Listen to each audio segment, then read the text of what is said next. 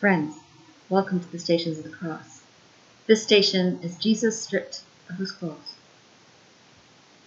When the soldiers had crucified Jesus, they took his clothes and divided them into 4 parts, one for each soldier. They also took his tunic. Now the tunic was seamless, woven in one piece from the top. So they said to one another, "Let us not tear it, but cast lots to see who will get it." This was to fulfill the scriptures that say, "They divided my clothes among themselves, and for my clothing they cast lots." And that is what the soldiers did. When you find yourself as a patient in a hospital, one of the first things that happens to you is your clothes are replaced by a patient gown. Your style, your individuality, it's taken away and you become a patient only. There are good reasons why this is done. But it is also true that as patients become well, one of the first things they do is put their own clothes back on. Sometimes when we use stereotypes or shorthand, we do the same thing. We take away people's own story and replace it with an often hurtful one from the outside.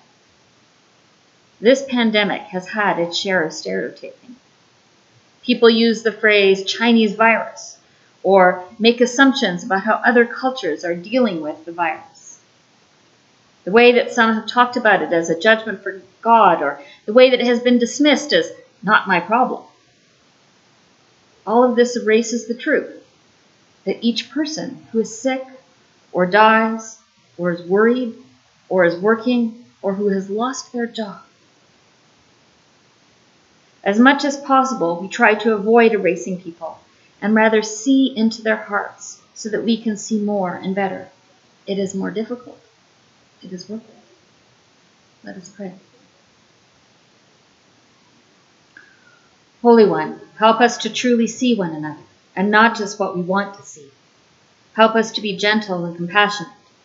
With that vision, work through each one of us so that your words, "Love one another as I have loved you," become the scriptures that are brought to life.